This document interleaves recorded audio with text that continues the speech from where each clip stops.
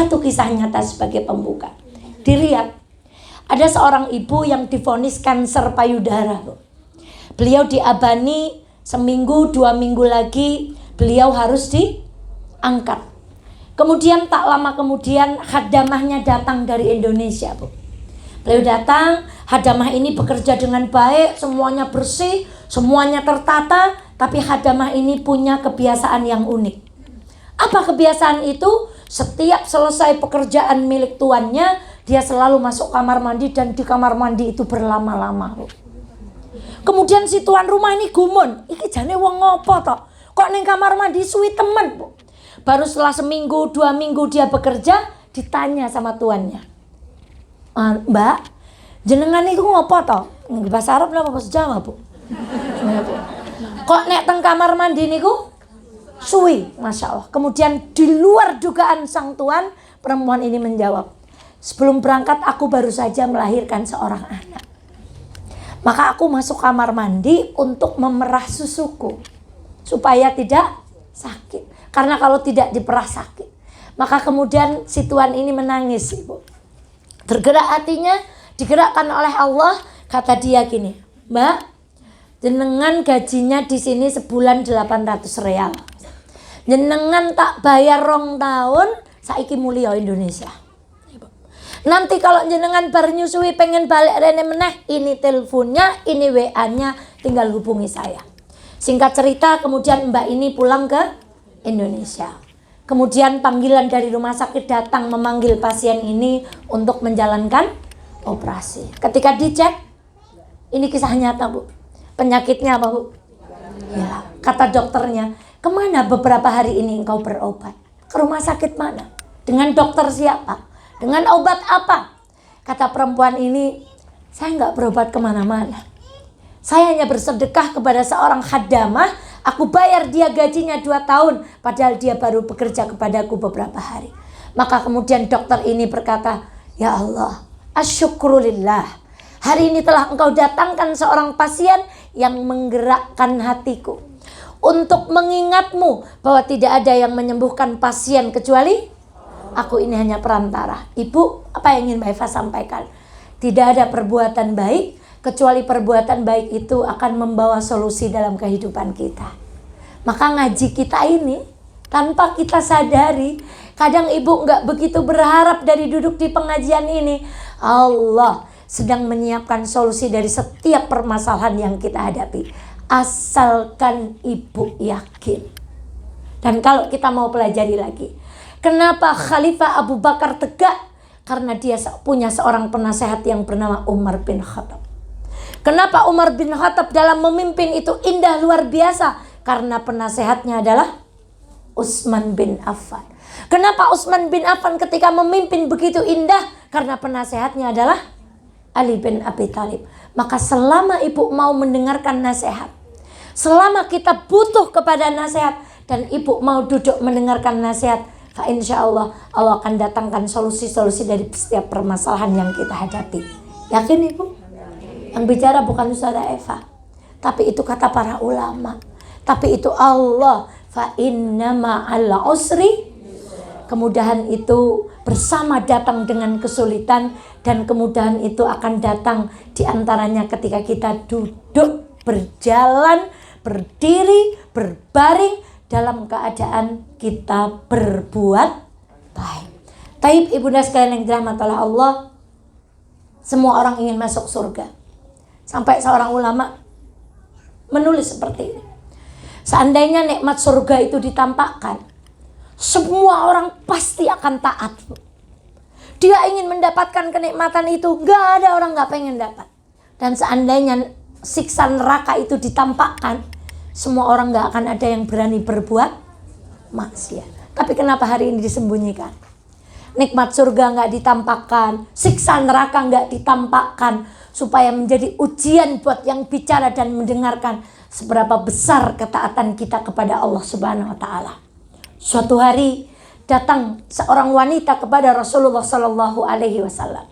Dia bertanya tentang banyak hal, tentang fikih, tentang neraka, tentang surga, tentang agama. Banyak dia bertanya kepada baginda Muhammad sallallahu alaihi wasallam. Namun ketika perempuan ini beranjak keluar, Rasulullah Shallallahu Alaihi Wasallam memberi pertanyaan yang begitu sederhana. Apa kata perempuan ini, Bu? Apakah ibu punya suami? Kata perempuan ini, iya ya Rasulullah, aku punya suami di rumah. Masya Allah. Kemudian kata Rasulullah Shallallahu Alaihi Wasallam, taatilah suamimu, layanilah dia dengan baik. Sesungguhnya di tangan suamimu itulah surgamu dan nerakamu. Ibu, di antara sekian banyak yang ditanyakan kepada Rasulullah Shallallahu Alaihi Wasallam tentang bab agama, tentang bab halal haram, Rasulullah bertanya satu hal. Maka apa ibu? Sebanyak apapun majelis taklim yang ibu ikuti, sebanyak apapun komunitas kebaikan yang ibu ikuti, intinya kata Rasulullah, punya suami enggak? Punya. Kalau punya, pulang manuto sama yang di rumah itu. Jangan lihat suami kita seperti apa, tapi lihat bahwa Allah itu menggantungkan surga kepada suami kita. Walaupun dia bentuknya seperti apa, surga itu sama Allah digantung sama laki-laki itu. Dan perempuan itu taat saja, pulang dari pengajian taat sama yang di rumah. Itulah jalan surga kita. Dan ibu dan sekalian yang dirahmati oleh Allah, hari ini insya Allah kita akan berkisah beberapa kisah tentang bagaimana ya Allah orang-orang yang dicintai oleh Allah mendapatkan ridho, mendapatkan surga, mendapatkan kenikmatan dari Allah Subhanahu wa Ta'ala. Kisah yang pertama adalah kisah seorang laki-laki bernama Abu Kilabah. Siapa ibu? Siapa bu? Ping telu. Siapa bu? Engkau ngerkelalen awas pokoknya. Jadi Abu Ibrahim.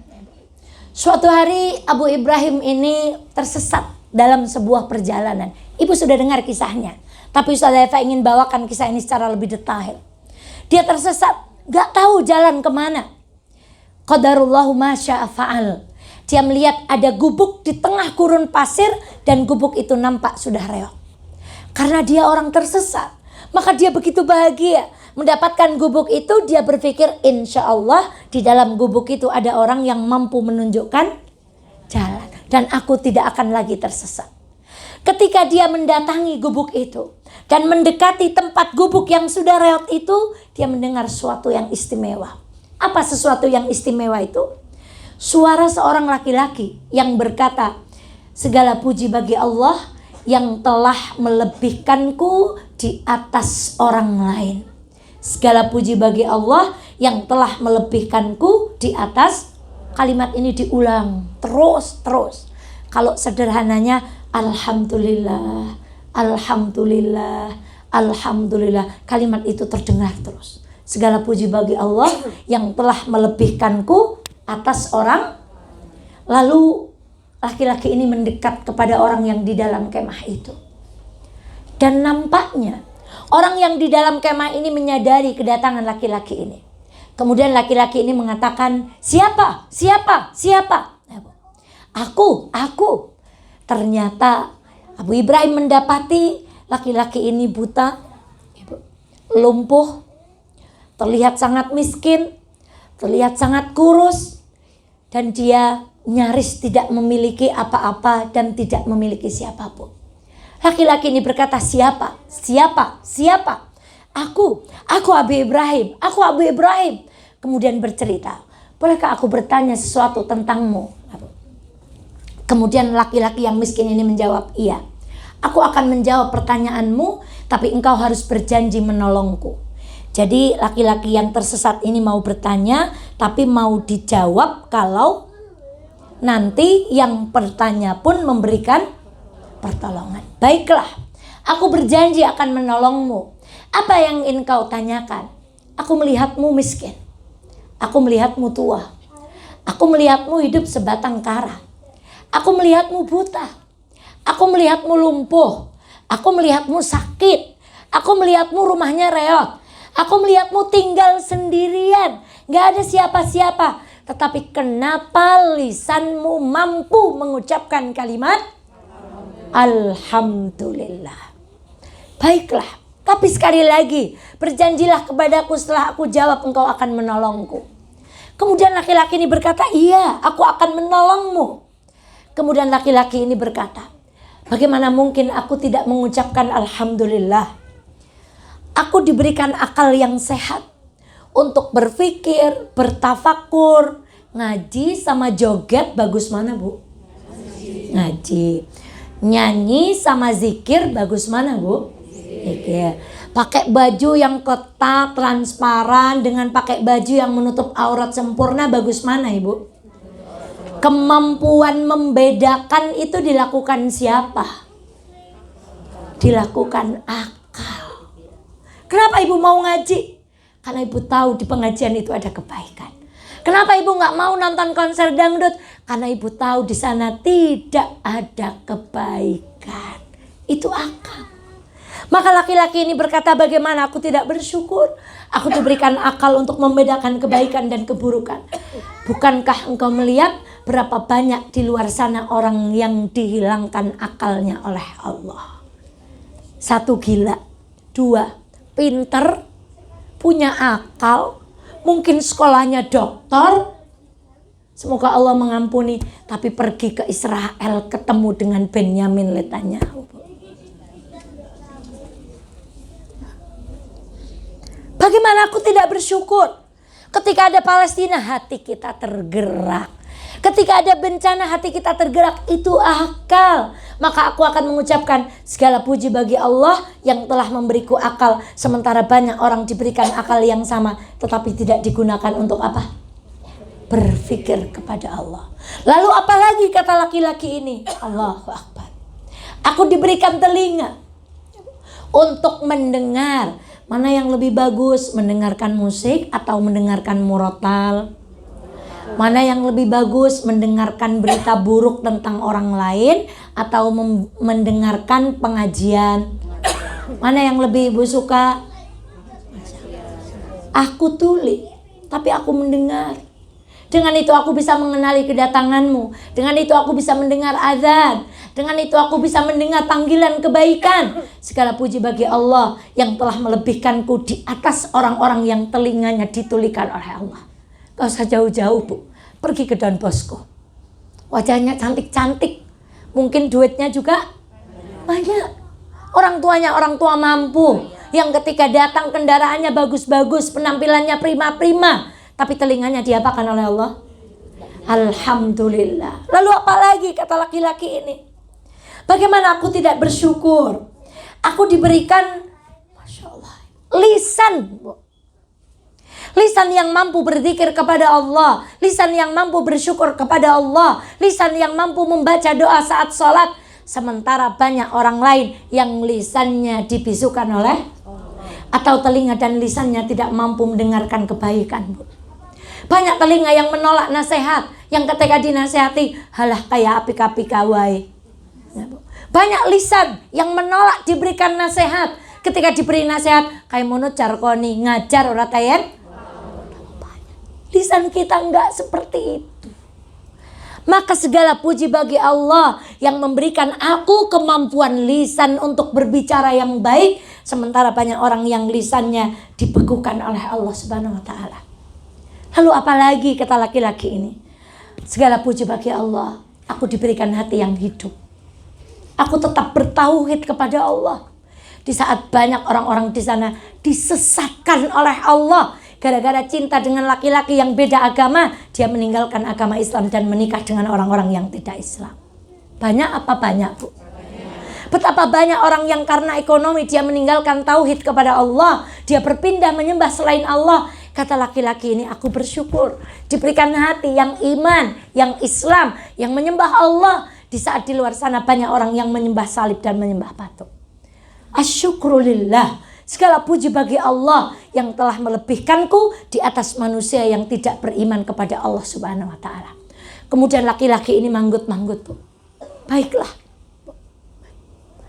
Kemudian si buta ini berkata, sekarang giliranku menagih janjimu. Aku tidak punya siapa-siapa. Sebagian besar keluargaku telah meninggal. Aku hanya punya seorang anak laki-laki berusia 14 tahun. Dia pergi beberapa hari lalu dan sampai hari ini dia belum kembali, Bu.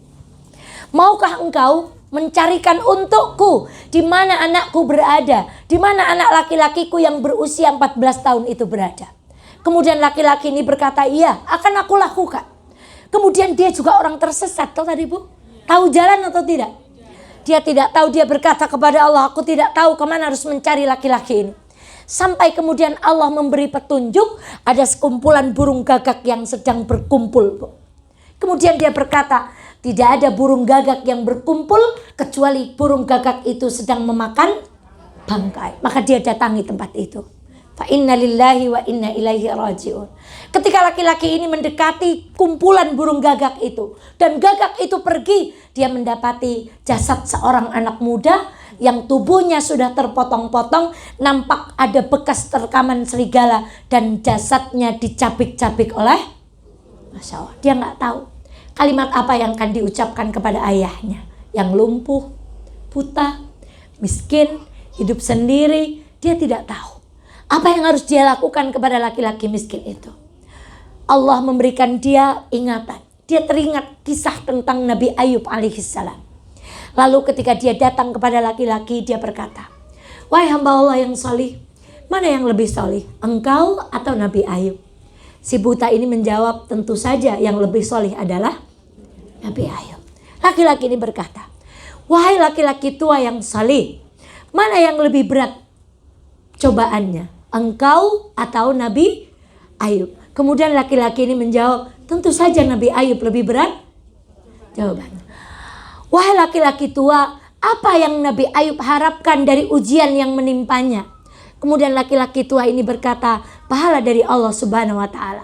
Maka kemudian laki-laki ini berkata, wahai Pak Tua, ketahuilah, berharaplah pahala kepada Allah Subhanahu wa Ta'ala.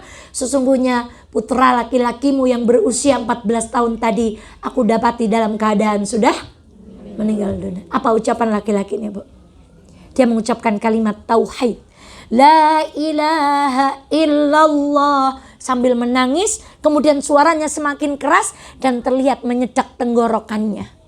Lalu laki-laki ini mengucapkan kalimat la ilaha illallah, ditalkin kakek tua ini. Singkat cerita, kakek tua ini meninggal. Dia tidak tahu bagaimana cara menguburkannya, bagaimana cara memandikannya, bagaimana cara mengkafaninya. Sedang dia seorang, Allah datangkan 3 orang musafir Bu. Kemudian dia panggil, wahai fulan, maukah engkau mendapatkan pahala yang sudah disiapkan Allah untukmu?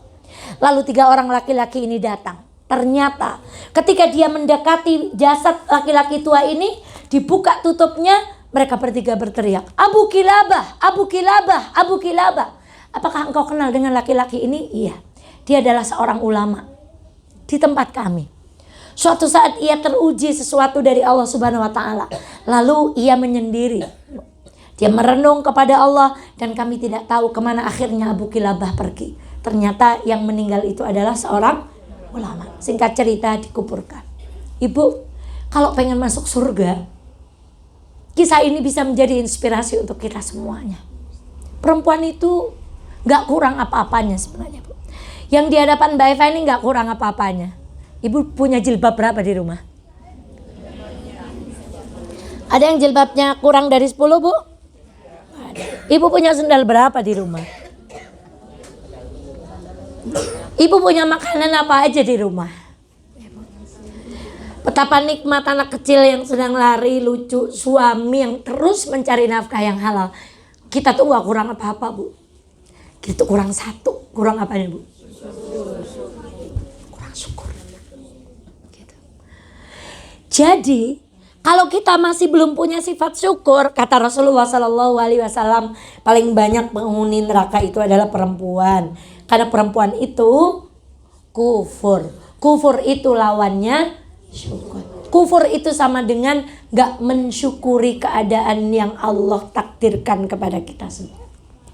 Suami dieluin, anak dikeluin, kesehatan dikeluin, ekonomi dingeluin, udara dingeluin, macet ngeluh, apa-apa larang ngeluh, laras titik.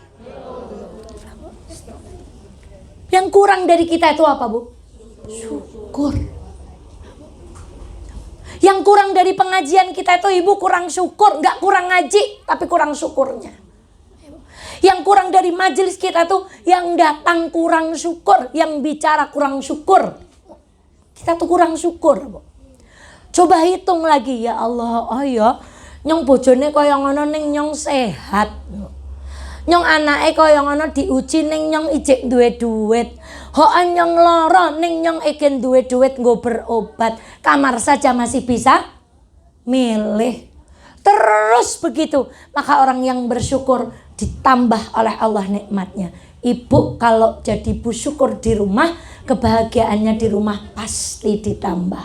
Kenapa di rumah jadi nggak nyaman? Kenapa ketemu suami jadi nggak enak? Karena ibu kurang syukurnya. Maka ayo kita berlomba-lomba. Bukan datang ke banyak-banyak majelis, bukan berlomba-lomba mana pakaian kita yang paling bagus, tapi berlomba-lomba siapa di antara kita yang paling banyak syukurnya kepada Allah. Beberapa waktu yang lalu kami ngaji dengan Gus Fahmi tentang tafsir surah Al-Fatihah. Baru sampai kalimat Alhamdulillah. Ibu, kalau kita dapat HP baru, kita ucapkan apa? HP itu akan rusak nggak? Rusak. Kalau dia udah ketinggalan trennya, akan ganti yang baru nggak? Kalau kecegur air, kena batu, jatuh, pecah. Jadi nikmat dengan kalimat Alhamdulillah, di sisi Allah lebih berharga kalimat Alhamdulillah. Why? Karena nikmatnya habis. Tapi ketika kita mendapatkan HP, kita bilang Alhamdulillah. Sampai kiamat kita masuk surga, kalimat Alhamdulillah itu akan menemani kita semuanya. Bayangkan. Kalau ibu lihat suami, Alhamdulillah. Lihat anak, lihat apapun yang ada di rumah kita, Alhamdulillah. Kemarin ada seorang guru mau pindah rumah. Doakan ya Ustazah, seminggu lagi saya pindah rumah. Tapi rumahnya sempit gitu. Terus saya bilang, stop gitu. Rumahnya sempit, kalau yang pakai hatinya lapang, rumahnya jadi enak. Tapi rumahnya lebar, kalau yang pakai hatinya sempit, nggak enak dipakainya, Bu. Maka ibunda sekalian yang dirahmati Allah, itulah kisah pertama, kisah yang luar biasa. Yang kurang dari kita apanya, Bu?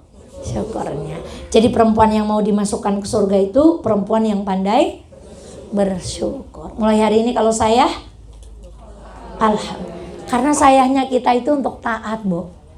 Ada orang yang sayah itu digunakan untuk maksiat. Maka seorang ustadz menulis, bersyukurlah. Kalau jasad kita masih kanggo. Do you know the meaning of kanggo? Yes. Masih dikanggokan oleh Allah untuk berbuat baik, Bu. Masih kanggo. Menangislah kalau sampai jasad kita kok dipakai untuk berbuat maksiat, ya, Bu. Jadi kalau saya kok ngaji, kok saya kok bersih-bersih, saya kok nyapu, saya kok berbuat sesuatu, ucapkan apa, Bu? Alhamdulillah. Nyong sikilikin kanggo karo Gusti Allah. Bayangkan kalau kaki kita dianggurkan, ada ngaji nggak kepengen ngaji, Bu. Ada acara kebaikan nggak kepengen datang. Ada amal nggak kepengen datang, ada kebaikan nggak kepengen mendekat. Karena kata Allah, kakimu nggak manfaat. Tapi selama kita dilangkahkan oleh Allah ke tempat-tempat yang baik, bersyukurlah. Berarti kaki kita dipakai dalam kebaikan. Kisah yang kedua, Ibu. Kisah tentang buku harian Sultan Murad. Masya Allah. Ini kalau Sultan Murad ini ahli ceritanya ini Ustadz Felix Siau nih, Bu. Itu kakeknya Sultan Muhammad Al-Fatih. Siapa Muhammad Al-Fatih? Jangan ragu-ragu jawabnya. Yang menaklukkan Konstantinopel. Itu kakeknya. Jadi Sultan Murad ini punya kebiasaan menulis kisah-kisah selama beliau memimpin di buku diari. Ibu punya kebiasaan ini apa enggak? Enggak ya, Bu? Terus pokoknya disimpan saja di dalam. Beliau punya cerita, Bu. Ternyata di salah satu catatannya beliau menulis kisah yang luar biasa. Sultan Murad ini punya kebiasaan. Setiap malam beliau menyamar menjadi orang biasa, kemudian pergi ke tempat-tempat rakyat berkumpul, kemudian ngobrol. Nanti ada yang ngeluh, besoknya beliau bikin kebijakan untuk mengatasi masalah itu. Oh, di sana ada yang banjir, besoknya beliau bikin kebijakan untuk mengatasi masalah itu.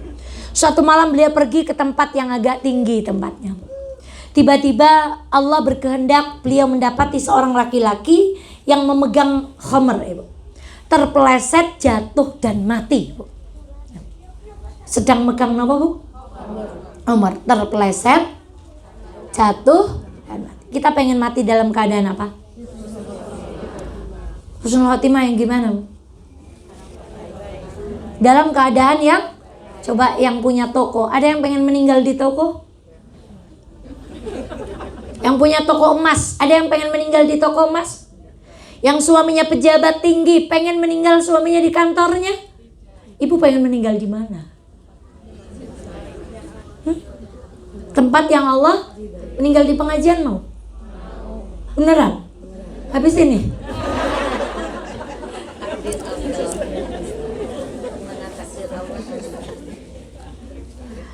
Belum siap ya, Bu? Ternyata kita semua ini takut pada kematian, Bu. Karena kita tahu betul kita tuh belum punya bekal. Orang ini meninggal. Ibu, kita akrab sekali dengan kalimat almar'u yamutu ala ma asya alai. Orang itu akan dimatikan sesuai dengan kebiasaannya. Jadi kalau kita biasa ngudung, kita akan meninggal dalam keadaan apa, Bu? Marah dan belum minta maaf. Kalau kita terbiasa menggunjing, kita akan mati dalam keadaan kita gunjing dan belum selesai minta maaf. Berarti orang ini meninggal dalam keadaan pegang homer karena beliau biasa pegang. Ibu sudah tahu ceritanya, tapi Saudara Eva ingin angkat lagi. Gak ada satu orang pun mau mendekati jenazah ini. Orang-orang di sekitarnya berkata, demi Allah, kami tidak akan mengurus jenazah laki-laki ini. Sesungguhnya dia adalah seorang pemabuk berat. Setiap malam perginya ke tempat-tempat yang menjual khamar. Ibu mungkin sudah dengar ceritanya ini, hafal, Bu. Kemudian, baiklah, kata Sultan Murad yang sedang menyamar apa, Bu? Tunjukkan kepadaku di mana rumahnya. Biarkan aku yang urus. Dia datang dengan pasukan. Singkat cerita, diantar ke rumahnya. Bertemu dengan istrinya ditanya, wahai fulana, tentu saja sudah mendapatkan kabar duka itu. Aku ingin bertanya, kenapa tidak ada seorang pun yang mau merawat jenazah suamimu? Kemudian perempuan ini berkata, semua orang di kampung berteriak suamimu adalah seorang pezina, suamimu adalah seorang pemabuk. Istri ini berkata, wahai fulan, suamiku adalah seorang pengusaha. Dia punya usaha di tempat di luar kota tempat kami tinggal ini. Setiap beliau punya penghasilan, dibagilah penghasilannya itu menjadi 3. 1, digunakan untuk menghidupi anak, istri, dan keluarganya. Sepertiganya, setiap malam beliau pergi ke warung-warung yang menjual khamar. Kemudian beliau bawa pulang khamar itu, kemudian ditumpahkan, supaya khamarnya di warung habis, orang yang mau minum gak jadi minum. Sepertiganya yang terakhir beliau gunakan untuk booking mbak-mbak cantik itu, Bu. Kamu sudah tak booking semalam ini ya, berarti tidak boleh melayani siapapun. Kata suaminya, minimal aku bisa mencegah 1 orang berzina ketika aku mampu mencegah 1 orang untuk aku booking sampai pagi. Istrinya kemudian protes, bah, yang beb, kalau kamu kayak gini, besok mati gak akan ada orang yang nolong. Karena orang akan melihat engkau adalah seorang perempuan tuh biasanya gitu, Bu. Kalau kita beramal dan amalnya gak kelihatan orang lain, di dalam hati kita ada kekhawatiran, ya Allah, bukan ngemenek mati orang anak seng, sebab orang tidak tahu kebaikan siapa, Bu, kita. Kalau kita nggak menampakkan kebaikan kita kadang suka khawatir, takut orang lain lah nyurung tahu orang mbak kai sedekah, nyurung tahu orang mbak kai maca Quran tahajud, nyurung tahu nyurung foro-foro mbak kai mesti aki. Nah, pokoknya gitu, ada kekhawatiran. Suaminya menjawab dengan senyum. Dan istrinya nggak mengerti apa senyum ini. Kemudian sang suami berkata, nanti yang akan menyolatiku adalah seorang khalifah, ajudannya, pasukannya, dan seluruh muslim di muka bumi ini. Maksudnya di bumi tempat dia tinggal. Masya Allah. Kemudian sang sultan menangis. Yang diucapkan suamimu benar. Aku adalah Sultan Murad. Ini adalah pengawalku. Aku akan mengurus jenazahmu. Akan aku panggil ulama di tempat kita tinggal ini. Akan aku umumkan kepada seluruh rakyatku untuk menyolatkan jenazah suamimu. Ibu, apa pelajarannya, Bu? Ibu pernah nggak kepikir amal kok beli minuman keras? Pernah nggak kepikir, Bu? Pernah nggak? Nyongban amal ngapa? Nyongban tuku minuman keras. Nggak terpikir kan, Bu? Ibu pernah nggak kepikir nyongban tempat prostitusi, gak bayari mbak siji, wis tak bayari kon aja melayani wong lanang kasih tekan? Pernah nggak kepikir? Kita kepikirnya apa coba, Bu? Ada pengajian? Datang. Ada bangunan masjid? Nyumbang. Ada bangunan sekolah? Nyumbang. Ada fakir miskin? Orang-orang yang dirindukan surga itu, orang-orang yang diberikan ilham Allah untuk beramal sesuatu yang gak pernah dipikirkan orang lain, Bu.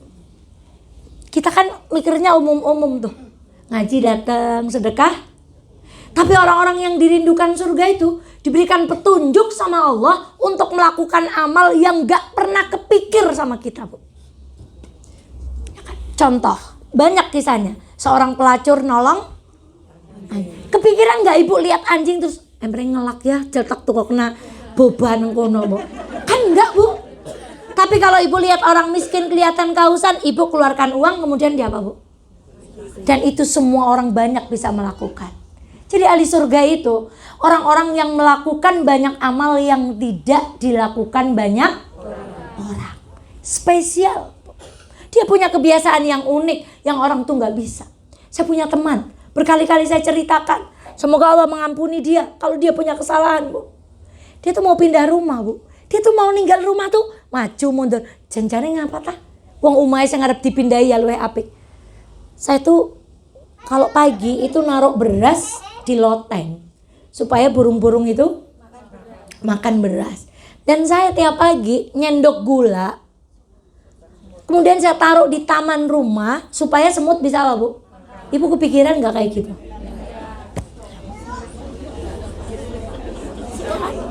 Sekarang, kalau semua orang ngaji, kira-kira kita kualitasnya ngaji daftar nomor keberapa orang sono sama, Bu? Ya. Tapi kalau ibu tiba-tiba pergi ke tempat pelacuran membebaskan satu pelacur, satu booking, kira-kira ranking berapa di Wonosobo? Ranking 1, Bu. Jadi apa yang ingin Mbak Eva sampaikan? Orang-orang ahli surga itu diberi petunjuk oleh Allah untuk melakukan sesuatu yang gak terlintas di pikiran, Bu. Dia punya kebiasaan baik yang kita gak kepikiran, Bu. Masya Allah. Ustadz Adi Hidayat itu, Ustadz Adi Hidayat itu, saya dengar ceramah dari seorang ustadz yang lain. Lupa saya yang ceramah. Jadi Ustadz Adi Hidayat itu punya kebiasaan. Tiba-tiba misalnya ibunya bilang gini, nyampein tempe ke mall loh. Nanti langsung ada apa, Bu? Nyampein pajero loh. Nyampein, Bu. Jor nang ngarepe langsung napa, Bu? Malah. Makanya yang pengen ngendi ya, pleser temu Bu pengen ya, Bu. Wah, gitu. Itu langsung diapakan, Bu? Dikasih pakai ini ya. Bismillahirrahmanirrahim. Mungkin baterainya habis. Nah, itu kebiasaan orang-orang solih yang saya kok nggak terbiasa pakai ini. Saya karo Ustadz Irfan. Masya Allah. Jadi orang yang dirindukan surga itu punya kebiasaan yang jarang dilakukan orang. Contoh sederhana saja. Naik motor tadi berangkat dari rumah ke sini baca apa, Ibu? Nang dalan mau nopo? Napa ngeleng-ngeleng, wih, umai sih malih apik sing ya. Anak toko anyar. Ahli surga punya kebiasaan yang berbeda. Umumnya orang minta itu sesuatu yang lumrah. Orang penduduk surga pasti mintanya aneh-aneh, Bu. Ya Allah, minta hati yang tenang, minta apa? Beberapa waktu yang lalu saya ditunjuki satu video orang yang pergi haji musim haji kemarin. Di depan Ka'bah, saat semua orang minta doa, surga ya Allah, anak solih ya Allah, dia doanya cuma satu, Bu. Fulus ya Allah, fulus ya Allah. Fulus itu apa, Bu? Duit. Fulus ya Allah. Kemudian ditegur, kamu ngapain gak minta surga? Kamu ngapain gak minta apa? Aku minta fulus. Loh, memang salah kalau aku minta fulus? Masuk surga kan pakai fulus, kata beliau. Bukankah kalau aku sedekah aku butuh fulus? Bukankah kalau aku menyantuni anak yatim butuh? Jadi orang penduduk surga itu Bu, sama Allah itu minta semuanya. Garam mintanya sama siapa Bu? Allah. Sampai ada satu kisah lagi Bu. Ada orang miskin yang hidup dengan kehidupan yang pas-pasan. Orang miskin ini mau makan, sudah disiapkan roti semuanya campurannya, tiba-tiba ada yang mengetok pintu. Tok tok tok tok tok. Yang mengetok pintu ini ternyata orang miskin yang minta makan. Kalau kita dikasih nggak? Kan ini miskin juga mau makan Bu. Gak ada makanan selain ini, dikasih nggak? Kasih karena udah tahu ceritanya Bu. Kalau terjadi dalam kehidupan kita kasih nggak Bu? Paruan. Paruan itu jawaban yang umum. Apa yang dilakukan fakir miskin ini? Mah, Cin, Beb, kasih semua makanan ini. Dikasihlah istrinya. Istrinya enggak, kasih enggak dewa kalau istrinya enggak kayak gitu Bu. Yang kayak gitu kan kita. Kalau istrinya di kisah ini enggak ada yang begitu. Begitu suaminya meminta, beri makanan ini semuanya ke orang yang minta itu. Dikasih semuanya Bu. Tanpa tapi, tanpa nanti, tanpa question. Tidak lama kemudian anak-anaknya gantian kelaparan. Karena mestinya makan jadi nangis. Apa kata suami ini? Mama, aku akan keluar untuk mencari rezekinya Allah. Kemana dia pergi Bu? Dia pergi ke masjid. Lalu dia berdoa. Apa yang ia minta? Makanan. Ya Allah, saya butuh makanan karena anak-anakku lapar. Tiba-tiba di tempat yang lain Allah menakdirkan satu takdir yang indah. Ada seorang kaya raya, amir dari tempat itu, yang dia berbuat maksiat kemudian dia ingin bertaubat. Salah satu taubatnya adalah dengan cara bersedekah. Dia siapkan makanan terbaik, kemudian dia keluar, tiba-tiba Allah tuntun kakinya untuk datang ke masjid itu, mendengar laki-laki yang sedang berdoa kepada Allah minta apa Bu? Jadi salah nggak minta sama Allah makan? Jadi salah nggak minta sama Allah itu uang? Jadi salah nggak ibu minta sama Allah mobil? Gak ada yang salah selama kita mintanya sama siapa? Dan niat permintaan kita itu benar. Maka kemudian dikasih. Apa kalimat Amir ini? Pak, besok kalau jenengan butuh opo-opo, telepon saya. Apa jawaban laki-laki tadi Bu? Kalau ibu orang yang dikasih, jawabannya apa? Gue ya Allah, matur nuwun. Apa kata laki-laki ini? Demi Allah, aku tidak akan menelponmu atau menghubungimu. Kalau suatu saat nanti aku membutuhkan sesuatu, aku akan meminta kepada. Maka perempuan yang dirindukan surga itu sebelum minta ke suami, minta ke siapa Bu? Nah, maka ada video lucu itu. Kalau ngomong minta sesuatu tuh jangan ngomong ke suami, tapi ngomong sama siapa? Tapi di kuping suami. Jadi cara ngomongnya gimana? Sini dia. Ya Allah, gitu pertamanya kalimatnya apa? Di telinga siapa? Terus bilang apa? Ya Allah, uang ya Allah. Suaminya bilang apa? Timbang songel aluwong. Sadeve serius Bu. Banyak perempuan kalau nyuruh suaminya sholat, yang suaminya belum sholat, modelnya tuh ngomong langsung ke suami. Sebelum minta ke siapa? Ibu salah. Yang punya hati suami kita siapa? Ibu bicara dengan hati sudah mirip dengan ustadz-ustadzah di Wonosobo, nggak tembus kalau belum minta sama siapa. Jadi sebelum bicara suami bilang dulu sama Allah, ya Allah, yang pegang hati suami saya adalah Engkau ya Allah. Saya mau bicara dikit aja. Lembutkan hatinya untuk berangkat sholat, bangun ketika subuh. Ibu minta suami ibu berhenti merokok, jangan begini caranya bilang, Pak, orang bisa maca Pak, merokok membunuhmu, menyebabkan kanker, impotensi, serangan jantung. Gak gitu caranya.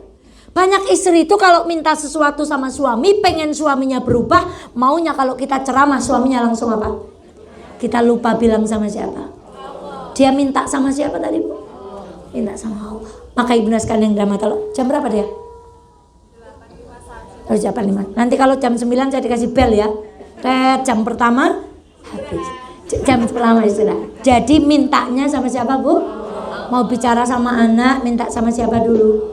Mau bicara sama ibu, minta dulu sama Allah. Rabbi shrah li sadri, ya Allah nanti aku mau bicara di Elena ya Allah. Tolong mudahkan lisanku supaya ibu-ibu yang mendengarkan ucapanku jadi paham. Hari ini ceritanya kisah yang terakhir, insya Allah. Kisah seorang tabi'in bernama Muhammad ibnu Sirin. Siapa bu? Kalau yang meninggal dalam keadaan miskin buta tadi namanya siapa? Abu Kilabah. Yang menolong laki-laki peminum khamr namanya Sultan siapa? Masya Allah, alhamdulillah. Yang terakhir akan kita kisahkan siapa? Muhammad ibnu Sirin. Muhammad anaknya Sirin. Masya Allah. Beliau adalah seorang tabi'in. Apa itu tabi'in? Deng deng. Apa itu tabi'in? Generasi setelah sahabat. Generasi setelah sahabat. Jawaban yang lain. Udah bubar ngaji nih pokoknya. Apa itu tabi'in? Penceramah. Ya. Apa itu tabi'in? Ulama, pengikut. Apa lagi? Sahabat itu apa? Kalau sahabat Nabi itu artinya apa? Bestinya Nabi, betul. Sahabat Nabi. Apa bu? Sahabat Nabi. Loh kita ini kan sering, semoga kita bisa mendapatkan surga sebagaimana surga yang didapatkan sahabat Nabi. Sahabat Nabi itu siapa? Orang yang beriman, hidup di zaman Nabi, berjumpa dengan Nabi. Adapun tabi'in, dia hidup di zaman Nabi dalam keadaan beriman tetapi tidak sempat bertemu Nabi. Itu tabi'in. Berarti Muhammad bin Sirin hidup di zaman siapa? Nabi. Dalam keadaan apa? Beriman tapi berjumpa dengan Nabi atau tidak? Tidak berjumpa dengan. Bagaimana kisahnya? Beliau adalah seorang pedagang. Suatu saat ketika beliau berdagang, beliau mendapatkan tawaran senilai 40.000 dirham. Coba Google 1 dirham sekarang berapa dikalikan 40.000. Pokoknya biar gampang jawabannya akeh ngene Bu. Kita Bu, nah, jawabannya.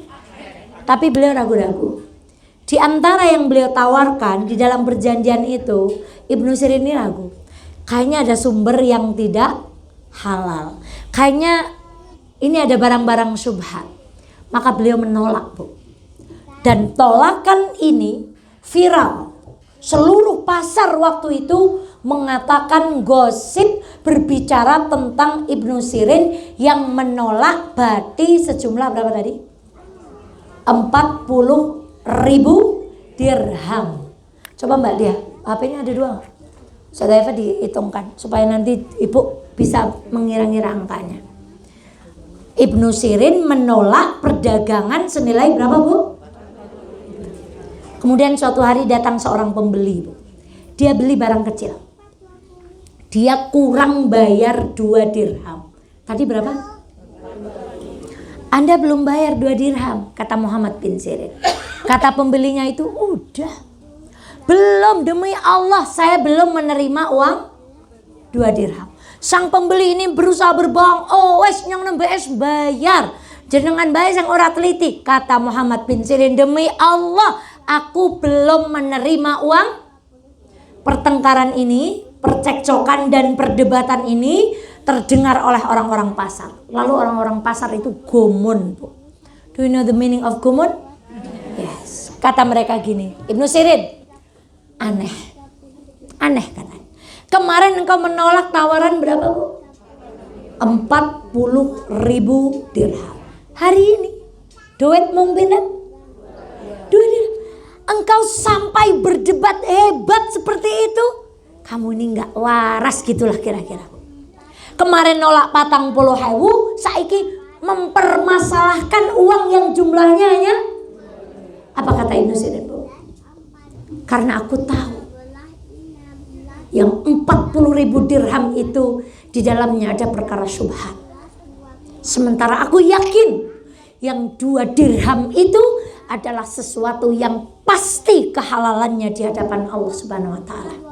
Maka Ibnu Sirin tidak akan diam terhadap yang halal dan tidak akan diam terhadap yang halal. Masya Allah Bu, penghuni surga itu orang yang sangat memperhatikan halal dan haram dalam kehidupannya. Semua yang masuk ke rumah kita, entah itu penghasilan suami, tata cara kita berdagang, dalam kita berusaha, semua diperhatikan. Kata Ustadz Khalid Basalamah ketika kami mendengarkan ceramah gini, 1 rupiah halal, haram, kata beliau, siap-siap Anda masuk rumah sakit puluhan hari. Teratap saya, Bu. 1 rupiah haram, siap-siap Anda dikenakan penyakit yang membuat Anda tertidur puluhan hari di rumah sakit. Kan, Bu? Tidak ada daging yang tumbuh dari barang yang haram kecuali tempatnya mana? Neraka. Berarti kalau kita penghasilannya halal, lagi thayyib, lagi baik, tempat kita kembali kemana? Maka jadilah istri yang peduli dengan suami. Salah satunya, kalau suami mau berangkat kerja belum cium, suruh balik, Bu. Sampai mana, Pak? Jelang perang. Papa belum cium, balik. Serius nih. Lah wes ada lah. Ya wes nggo emot ora apa-apa. Berarti emotnya gimana? I love you, Mama. Kenapa, Bu? Kalau ibu peluk suami, kalau ibu salim dengan suami mau berangkat kerja, ibu bilang gini, Papa, bekerjalah, kembalilah dengan rezeki yang bas. Cukup itu, Pak. Pulang dengan rezeki yang halal. Kita kalau puasa Muharram kuat, puasa Ramadan kuat, puasa Arafah kuat, tapi perut kita tidak mungkin kuat menahan timah dari neraka ketika perut kita terisi dengan apa? Jadi mulai besok suami yang LDR pelayaran sudah mau berangkat, Pak. Ya berangkatnya kan cuma ke situ sama ke sini. Pokoknya tanya, I love you, Ummah. Aku doakan Papa dapat rezeki yang jadi rindu sama suami deh. Coba ada ikatan istri pelayar Wonosobo gitu, Masya Allah. Nanti bikin pengajian gimana fikih menikah dengan LDR, gimana tuh nahan rindu selama 8 bulan, Masya Allah. Itu, Bu. Pokoknya kalau suami mau keluar rumah, jihad kita adalah mengingatkan suami kita supaya hanya pulang dengan rezeki yang orang yang rezekinya halal, lagi berkah, hidupnya enak, Bu. Di sawang tuh enak, Bu. Tapi walaupun banyak rezekinya nggak berkah pun, cara Wonosobo bola beli ketula-tula. Ibu ngertos ketula-tula, Bu? Napa, Bu? Orang nana angin, orang nana hujan diuji. Maju maning sedidik kena apa? Ketula-tula. Karena Allah sebenarnya nggak pengen kita makan barang haram, Bu. Maka Allah ingin bersihkan dengan ketula-tula itu supaya yang masuk ke dalam perut kita jadi apa? Jadi halal. Kisah terakhir sebagai penutup kajian kita. Maka ibunda sekalian yang dirahmati Allah, dan Imam Nawawi, ini masih dengan sambungan Ibnu Sirin tadi, pernah diadui orang kehilangan mbek, Bu. Imam, mbekku hilang. Aku sudah cari ke tempat aku angon, ke kandang-kandang tetanggaku, nggak ada. Pedesnya apa, Bu? Apa yang dilakukan Imam Nawawi dalam rangka menjaga barang haram? Beliau tidak membeli dan tidak makan daging kambing selama 1 bulan.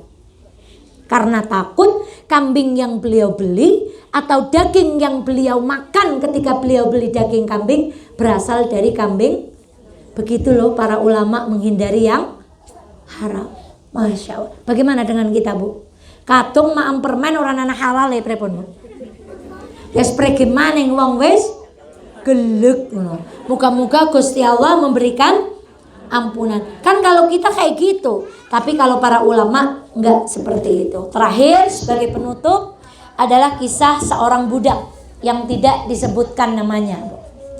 Bagaimana kisah budak ini? Budak ini terlihat taat, santun, pokoknya wajahnya tuh enak. Maka ada seorang soleh yang tertarik membeli budak ini. Singkat cerita dibeli budak ini. Dimasukkan ke dalam rumah istananya, budak ini disuruh milih. Wahai fulan, ini ada beberapa kamar, tuh 2, 3, 4 dan seterusnya. Kamu milih. Ternyata si budak ini milih kamar paling pojok yang tempatnya udah nggak bersih, maksudnya udah reot, udah pokoknya nggak, tidak seperti pilihan budak-budak yang lain. Lalu sang tuan berkata, memang ini agak aneh, agak nyentrik. Kata si tuan, kenapa kamu memilih itu? Wahai tuanku, tempat yang buruk itu kalau kita gunakan untuk bermunajat dengan rajaku, maksudnya siapa, Bu? Tempat itu akan menjadi indah, ya, Bu. Masya Allah. Jadi omah walaupun sederhana, kalau di dalamnya digunakan untuk ibadah, pasti rumahnya nopo enak, nyaman, pokoknya betai. Umah ora tau nggo ibadah, lebone mesti rasane napa Bu? Panas. Palah wonten bahasa Inggris cok rasane singup. Rasane napa Bu? Wah, dileboni kek rinding mengene, rinding mengana, singup. Karena nggak pernah digunakan untuk apa Bu? Wong pan mampir bewang-wangen Bu. Regane rumahnya tuh nggak menarik kebaikan. Maka kata orang ini, walaupun tempat itu buruk, kalau aku gunakan untuk bermunajat dengan rajaku, pasti tempat itu akan menjadi malam berlalu. Sang tuan nggak bisa tidur, dibuat sama Allah gelisah. Kemudian laki-laki ini datang kepada budak yang baru dibelinya.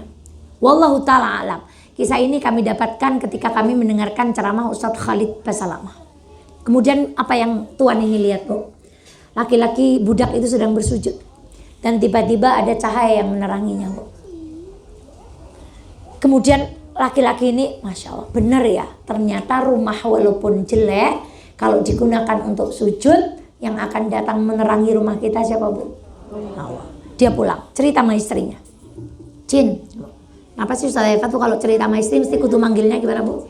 Cin, Beb, pokoknya ibu harus gitu. Awas nek ora pokoknya. Pokoknya jadilah lenjeh, napa Bu? Mental, genit, napa meleh? Manja di rumah dengan siapa? Suami. Tadi aku mendapati begini-begini. Kata istrinya, nyong orang ngandel. Nek orang ngandel maju milu nyong esok bengi. Kemudian diajak, ditonton istrinya. Istrinya mendapati perkara yang sama. Ternyata laki-laki ini sedang sujud. Kemudian keluar sinar dan doa yang diucapkan sama. Apa doanya? Ya Allah, seandainya aku bukan hak tuanku, maka seluruh waktuku akan aku gunakan untuk beribadah. Tapi karena siang harus bekerja, maka ibadahnya kapan? Malam. Kalau kita siang enggak bekerja, malam juga ibadah, sore juga, habis maghrib juga, habis isya juga, gitu. Ibadahnya kapan? Terus pokoknya timbang nih orang ngapa-ngapa ngaji nang enak gitu. Jadi kita tuh begitu. Kalau orang-orang soleh itu nggak gitu. Kemudian dia ditegur, Masya Allah. Akhirnya budak ini dibebaskan. Tapi budak ini berdoa lagi. Faya Allah, kalau kehidupanku setelah ini mengganggu ibadahku, kan tadinya budak, siangnya bekerja, malamnya ibadah. Kemudian laki-laki ini berdoa, kalau beliau bebas, berarti siangnya nggak akan lagi ngapain Bu? Gak bekerja, artinya akan apa? Nganggur, ibadah. Beliau berkata, berdoa kepada Allah, kalau kehidupanku setelah ini mengganggu ibadahku, maka tolong matikanlah aku. Ternyata Allah membuat dia meninggal dunia. Ibu dan sekalian yang dirahmati Allah, apa yang ingin kami sampaikan sebagai penutup? Tadi posisi laki-laki itu apa Bu? Budak. Budak itu dijual belikan. Budak itu kalau perempuan, tuannya boleh menggauli kapan saja. Itu perbudakan di zaman sebelum Islam datang. Kalau saya jadi budak, dibeli oleh seorang laki-laki, maka laki-laki boleh menggauli saya setiap saat. Boleh jual saya dengan harga, boleh mukul saya, boleh jambak saya, boleh semua berhak. Dan kalau laki-laki boleh, makanya Bilal diapakan sama tuannya Bu? Disiksa, ditindih batu, karena budak. Kapan dia dibebaskan? Ketika Abu Bakar datang berkata berapa harga Bilal, maka dibebaskan. Maka kata Rasulullah, tidak ada sedekah yang paling tepat kecuali sedekahnya siapa? Abu Bakar As-Siddiq, yang ia sedekahkan saat Islam itu membutuhkan dana. Jadi budak tuh begitu. Jadi hina atau mulia? Sangat hina. Tetapi pertanyaan kemudian, kalau yang hina itu nyambungnya ke atas, diangkat nggak derajatnya sama Allah? Sekarang tuannya atau orang kaya atau punya sesuatu, kalau dia nggak sujud nyambung sama Allah, dia nggak akan diangkat oleh Allah derajatnya. Maka terakhir, perempuan yang dirindukan surga adalah perempuan yang paling banyak sujudnya, doanya, taatnya sama Allah, minta sama Allah, DP kali Gusti Allah, pokoknya butuh napa mawon mendekat kepada apapun posisi kehidupan kita hari ini, entah terpuruk karena keluarga, entah terpuruk karena anak, entah terpuruk karena ekonomi. Kalau ibu sujud dan mendekat kepada Allah, yang akan mengangkat derajat kita siapa? Allah Subhanahu wa taala. Demikian ibunda sekalian yang dirahmati oleh Allah, semoga ada manfaat dari kita pertemuan kita hari ini. Semoga kita semuanya dibimbing oleh Allah untuk menjadi perempuan yang semakin apa pertama? Bersyukur. Yang kedua, melakukan amalan-amalan spesial yang mungkin gak terfikir oleh orang lain. Selanjutnya, selalu minta sesuatu itu jangan minta ke suami. Mintanya ke siapa? Allah. Tapi di kuping suami. Coba nanti praktek sampai rumah ya Bu. Ya Allah gitu, I love you gitu. Tapi di telinga pasti suaminya ketawa. Ketawa itu berkah jadi keluarga kita. Yang terakhir tadi apa Bu? Empat apa itu? Memperhatikan masalah yang halal dan haram. Yang terakhir, taat kepada Allah, banyakin sujudnya, banyakin doanya, banyakin taatnya. Semoga kita semuanya termasuk perempuan-perempuan yang dirindukan. Saya kalau baca judulnya tuh rotok merinding, grepa kayak nyong dirindukan. Oh ya Allah gitu Bu. Ya itulah manusia. Kita berharap kepada Allah, gak ada yang salah meminta kepada Allah. Tidak akan sugeng kuntur, yang tambah santun di rumah nggih Bu. Tambah manut sama suami, bicara sama suami tambah tambah men, tambah len, di rumah tambah sek, di rumah ke barat-baratan, di luar ke Arab-Araban. Artinya di rumah buka-bukaan, di luar tutup-tutupan yang rapet. Nah, pakai baju yang rapi. Tapi kalau di rumah ke barat, walaupun ngomongnya Jawa Garung, tetap ke barat-baratan. Masya Allah, jazakumullah khairan katsira. Semoga menjadi amal jariah buat ibu-ibu semuanya. Amal kita hari ini mendapatkan, Masya Allah, sedekah jariah ibu 4.300.000 rupiah. Mohon izin saya bawa dengan tangan saya untuk saya gunakan, dan jangan khawatir, pertanggungjawaban saya kepada siapa Bu? 100-200 rupiah ini uang umat, karena kita tadi sangat hati-hati dengan yang halal dan yang haram. Demikian, jazakumullah khairan katsira. Semoga ibu memaafkan kesalahan kekurangan saya. Kita menjadi perempuan-perempuan yang semakin baik. Kita akhiri bersama Assalamualaikum warahmatullahi wabarakatuh. Ditutup doa kafaratul majelis. Oh Mbak Dea, baik. Pembukanya ganti, penutupnya ganti. Baik, jazakumullahu khairan pada Ustazah Evalita Cahyani yang telah memberikan materi pada pagi hari ini. Selanjutnya dilanjutkan tanya jawab buat Ustazah. Monggo kalau mau ada yang bertanya. Baik, bila ada dua orang yang mau bertanya, silakan Ibunda. Ya, satu, jilbab merah, Masya Allah, fadal. Pakai mic buatan ini. Oh, buatan, monggo Bunda. Waalaikumsalam warahmatullahi.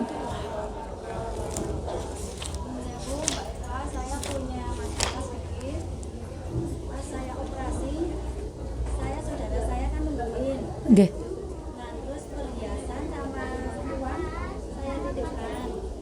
Tapi pas selesai operasi, kita minta nggak dikasih. Saudara saya. Terus berapa bulan kemudian saudara saya datang. Nggih. Mau pinjam uang. Nggih. Nggak saya kasih. Nggih. 190 derajat dia langsung berubah. Saya titipkan. Terus pokoknya apa yang dia kasih ke saya sudah. Sebenarnya saya kan agak tersinggung. Saya bilang ini, apa yang kamu beri ke saya, apa saja saya ganti. Terus saya berantem sama kakak saya. Nah, karena dia kan, terus saya ngomong gini, kamu nggak usah telepon saya lagi ya, kalau tak penting sekali. Tapi kalau ketemu saya masih berkomunikasi lah, kalau ketemu saja. Terus saya ngomong gini, kalau masalah perhiasan sama uang udah kamu pakai monggo, ganti nggak ganti terserah, nanti kamu yang nanggung.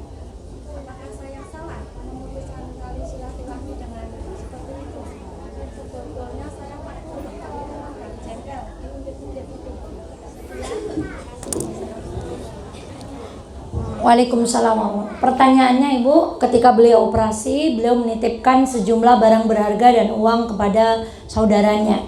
Qadarullah setelah beliau operasi, ketika diminta saudaranya itu tidak memberikan. Suatu saat saudaranya datang untuk meminjamkan uang dan beliau tidak memberikan uang. Kemudian saudaranya berubah sikap, kemudian masih berhubungan, tetapi beliau ingin untuk menghindari segala sesuatu, kemudian dengan bahasa yang saya pinjam memutuskan silaturahmi. Pertama Ibu, jangan takut.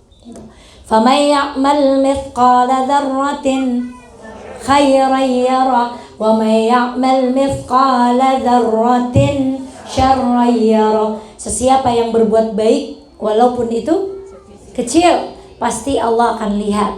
Siapa yang berbuat buruk walaupun itu kecil, pasti Allah akan. Jadi gini, setiap kita mendapatkan musibah, jangan ngacung ke orang lain dulu, tapi ke kita dulu. Maka saran saya pada Ibu, bismillah begini, astagfirullahaladzim, nyong mesti duwe dosa. Entah cara curu nyarinya uang kurang baik, entah punya dosa kepada orang tua, entah dengan tetangga, entah dengan sesama, dengan anak, dengan suami, sehingga Allah menguji saya. Nggak bisa dosa saya hilang kecuali saya diuji, emasnya hilang dan uangnya hilang. Itu yang pertama. Dengan kita punya sifat muhasabah seperti itu, insya Allah kita tidak mudah menyalahkan orang lain. Sama seperti banyak perempuan datang ke rumah bercerita tentang suami. Suami saya begini. Pertanyaan saya pertama, dulu nikah diridhoi orang tua enggak? Biasanya kelakep, enggak. Dulu ketika nikah berbuat maksiat enggak? Iya, Us. Ya itu masalahnya. Berarti sekarang Allah sedang menghapus kesalahanmu karena melompati ridho orang tua, melompati ridho ketika menikah berbuat maksiat dengan ujian hari ini. Maka setiap ujian sejatinya sedang menggugurkan kesalahan kita. 2, tentang halal haram atau barang yang diambil. Tidak ada orang menjadi kaya karena mengambil haknya orang lain. Dan tidak ada orang menjadi miskin karena haknya diambil orang lain. Coba kita cek. Ibu, apakah dengan hilang emas dan uang itu hidupnya jadi kurang? Tidak. Apakah keluarga yang mengambil itu hidupnya menjadi lebih? Tidak. Kalau kita mau bahasa yang maaf kurang beretika, nyatanya beliau masih datang kepada ibu untuk meminjam. Berarti siapa yang kurang? Tidak ada orang dicukupkan Allah dengan cara mengambil hak orang lain. Dan gak ada orang yang dimiskinkan Allah gara-gara haknya dizalimi orang. Ini harus dipegang. Kemudian yang ketiga, apakah salah jika kita memutus silaturahmi? Mungkin bahasanya kita ganti, jangan memutus silaturahmi. Saya hari ini menulis di Facebook saya, ada bahasa paling jujur, bahasa cinta paling jujur di muka bumi ini. Itu adalah doa. Kalau ibu bilang sama suami, I love you, bahasa Koreane sarangeo, bahasa Arabe ayo. Bisa-bisane luweh ngerti bahasa Korea timbang bahasa Arab. Padahal bahasa Quran bahasa apa? I love you. Lisan kita bisa bicara I love you, tapi dengan HP kita bisa berbohong. Maka cinta yang sesungguhnya, ungkapan cinta yang sesungguhnya itu apa, Bu? Doa. Bahasanya jangan putus silaturahmi. Saya mau menghindar. Menghindari apa? Fitnah. Kalau ketemu omongannya nggak enak.